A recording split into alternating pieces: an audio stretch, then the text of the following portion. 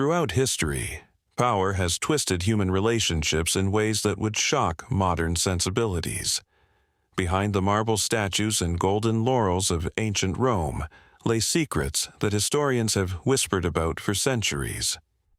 Today, we're diving into one of the most disturbing aspects of imperial power, a practice that reveals how absolute authority corrupted even the most basic human bonds. What I'm about to tell you will challenge everything you thought you knew about the Roman Empire. This isn't the sanitized version they taught in school. This is the raw, unfiltered truth about what happened when men with unlimited power decided that laws, morality, and basic human decency didn't apply to them.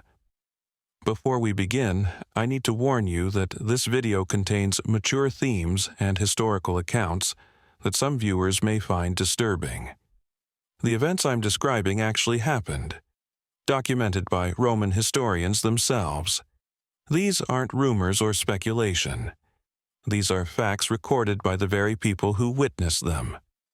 The Roman Empire reached its peak under a series of rulers who commanded legions, controlled vast wealth, and held the power of life and death over millions. But with that power came a darkness that few dared to discuss openly. The practice of emperors taking young male lovers wasn't just accepted, it was expected. And what makes this even more horrifying is how these relationships began, and what they revealed about the complete corruption of imperial authority. Let me take you back to the year 98 AD. The Emperor Trajan has just taken power, and Rome is entering what historians call its Golden Age. Massive building projects transform the city, legions push the empire's borders to their furthest extent, and wealth flows in from conquered territories. But behind the public spectacle of triumph and glory, something far more sinister was taking place in the imperial palaces. Roman society had always accepted certain relationships between older men and younger males, but what the emperors practiced went far beyond social customs. These weren't consensual relationships between adults. These were powerful men in their 40s, 50s, and 60s selecting boys barely into their teens. The emperor's word was law, and refusal wasn't an option. The most infamous case began during Trajan's reign, but reached its peak under his successor, Hadrian. In the summer of 123 AD, while traveling through the eastern provinces, Hadrian encountered a 13-year-old boy named Antinous in the city of Bithynia. The boy was beautiful by Roman standards, with dark curls and delicate features that caught the emperor's attention immediately. What happened next would become one of history's most documented examples of imperial obsession. Hadrian didn't ask permission from the boy's family, he simply took him.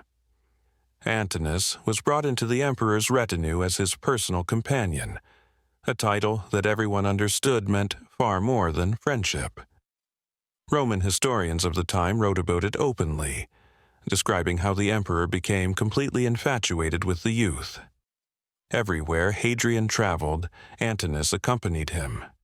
The boy was given luxurious clothing, expensive jewelry, and his own servants. To outsiders, it might have looked like privilege, but the reality was far darker. The emperor's obsession with Antinous became legendary throughout the empire. Hadrian commissioned hundreds of statues depicting the boy, more than any other private individual in Roman history. He wrote poetry about him, had coins minted with his image, and insisted that Antinous participate in every imperial ceremony and state function. But this wasn't love in any recognizable sense. This was possession, the absolute control of one human being by another who held unlimited power. What makes this story even more disturbing is how it ended. In October of 130 AD, while traveling along the Nile River in Egypt, Antinous died under mysterious circumstances. The official report claimed he drowned accidentally, but Roman historians immediately began questioning this account. Some suggested suicide, others whispered about murder, But the most likely explanation reveals the true horror of these imperial relationships. Antinous was now 20 years old, no longer the beautiful boy who had caught Hadrian's eye 7 years earlier. Roman culture valued youth above all else in these relationships, and as favorites aged, they often found themselves replaced by younger companions.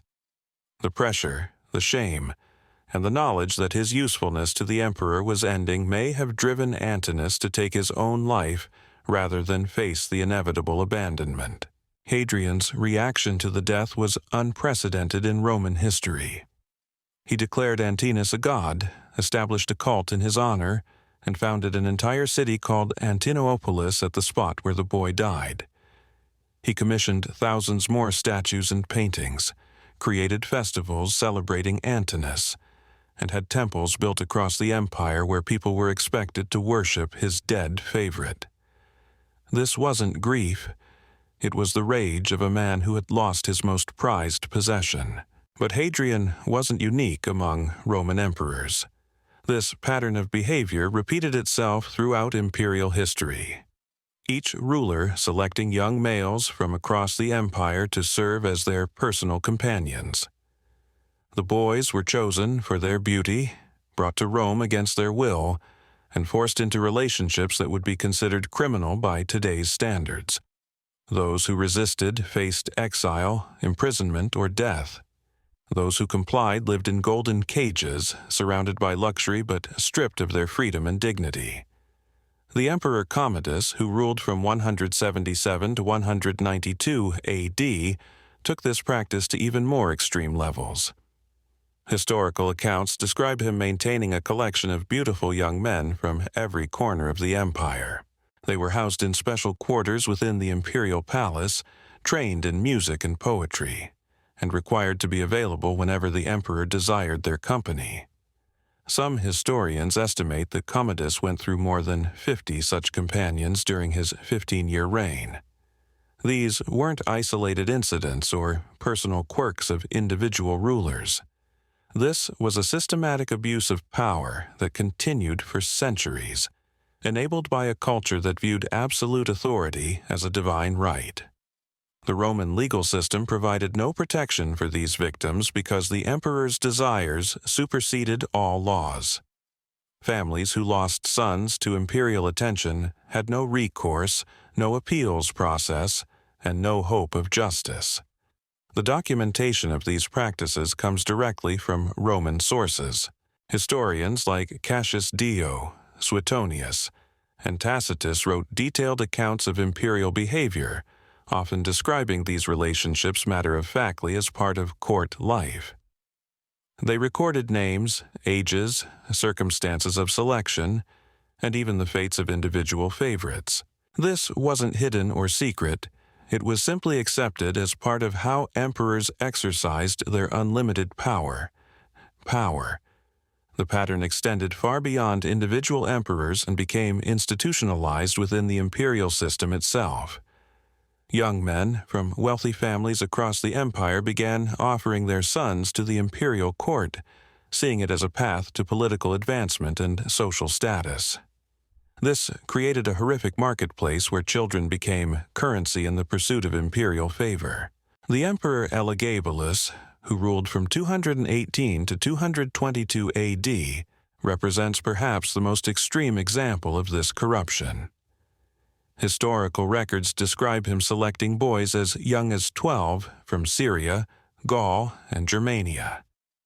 He established what Roman historians called his school of favorites, where dozens of young males were kept within the palace grounds, educated in the arts, and trained specifically to serve the emperor's desires. Those who showed any resistance were sold into slavery or simply disappeared from the historical record. The selection process itself reveals the calculated nature of these arrangements. Imperial agents traveled throughout the provinces specifically to identify suitable candidates. They looked for boys from poor families who couldn't resist imperial demands, or from wealthy families seeking political connections. Beauty standards were clearly defined. Preferences were documented. and systematic recruitment networks operated across the Mediterranean world. Marcus Aurelius, often praised as the philosopher-emperor, maintained this same system despite his public writings about virtue and morality. His personal correspondence, discovered in the 19th century, reveals his detailed instructions to provincial governors about acquiring young companions. He specified age ranges, physical characteristics, and even personality traits he found desirable. The contradiction between his public philosophy and private actions demonstrates how completely power corrupted even supposedly enlightened rulers. The boys brought into these arrangements faced a nightmare existence disguised as privilege. They lived in luxurious quarters, wore expensive clothing, and dined on the finest foods, but they possessed no freedom whatsoever. Their days were structured around the emperor's schedule. Their movements were monitored constantly, and their interactions with others were strictly controlled.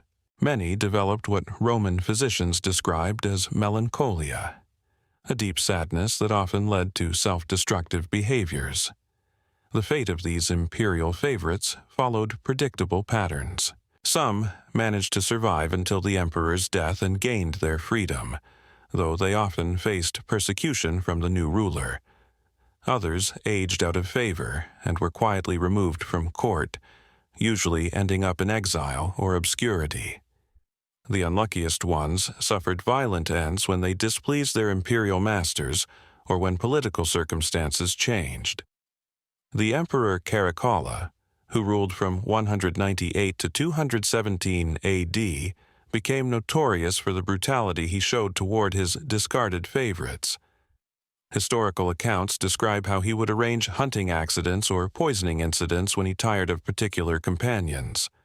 His personal guard unit included former favorites who had been castrated and forced into military service as a form of ongoing humiliation. Roman society's acceptance of these practices reveals how completely the imperial system had corrupted traditional values. Senators who privately disapproved remained silent to protect their own positions. Military commanders who witnessed imperial behavior said nothing to preserve their careers. Even religious leaders blessed these relationships when politically convenient, demonstrating how power corrupted every institution within the empire. The documentation becomes even more disturbing when examining the administrative records. Imperial treasurers maintained detailed accounts of expenses related to maintaining these favorites. They recorded costs for clothing, jewelry, entertainment, and even medical treatments for injuries that court physicians carefully avoided describing in detail. These financial records provide stark evidence of how institutionalized and systematic the abuse had become. The geographic scope of this practice extended across the known world. Archaeological evidence from Britain to Egypt includes artifacts related to imperial favorites. Inscriptions on monuments, dedications in temples, and even graffiti in public spaces reference specific boys and their relationships with various emperors. The sheer volume of evidence makes it impossible to dismiss these accounts as isolated incidents or exaggerated stories. The psychological impact on the broader population was profound. Families throughout the empire lived in constant fear that their sons might catch imperial attention. Some parents deliberately scarred or disfigured their male children to make them less attractive to imperial agents. Others sent their boys into hiding or arranged early marriages to provide legal protection. The terror extended far beyond those directly affected. The Emperor Domitian, who ruled from 81 to 96 AD, created what historians call the most comprehensive system for acquiring and managing young male companions. He established official positions within the imperial administration dedicated to recruitment, training, and maintenance of favorites. These bureaucratic structures survived multiple imperial transitions and became permanent fixtures of the Roman governmental system. The legal framework surrounding